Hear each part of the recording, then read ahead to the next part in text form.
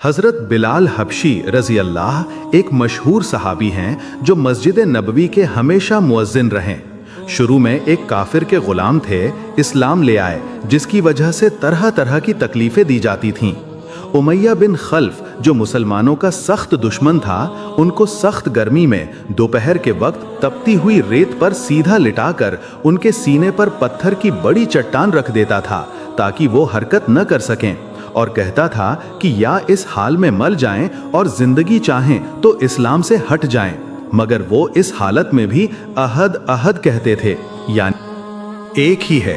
रात को जंजीरों में बांधकर कोड़े लगाए जाते और अगले दिन उन जख्मों को गर्म जमीन पर डालकर और ज्यादा जख्मी किया जाता ताकि बेकार होकर इस्लाम से फिर जाएं या तड़प तड़प कर मर जाएं।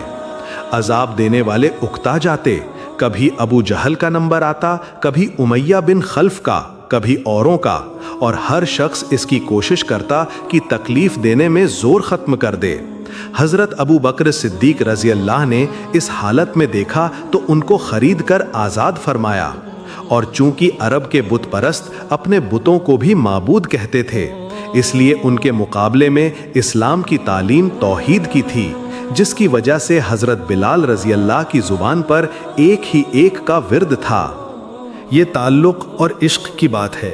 हम झूठी मोहब्बतों में देखते हैं कि जिससे मोहब्बत हो जाती है उसका नाम लेने में लुत्फ आता है, बेफ़ायदा उसको रटा जाता है। तो अल्लाह की मोहब्बत का क्या कहना, जो दीन और दुनिया में दोनों जगह काम आने वाली है।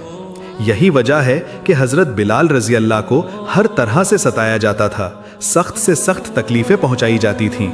मक्का के लड़कों के हवाले कर दिया जाता कि वो उनको गली कूचो चक्कर देते फिरें, और ये थे कि एक ही है कि रट लगाते थे।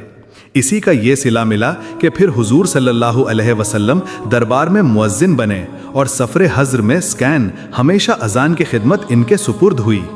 हुजूर सल्लल्लाहु अलैहि वसल्लम के विसाल के बाद मदीना तय्यबा में रहना और हुजूर सल्लल्लाहु अलैहि वसल्लम खाली जगह देखना मुश्किल हो गया।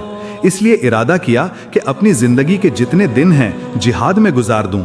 इसलिए जिहाद में शिरकत की नीयत से चल दिए। एक अरसे तक मदीना मुनव्वरा लौट कर नहीं आए।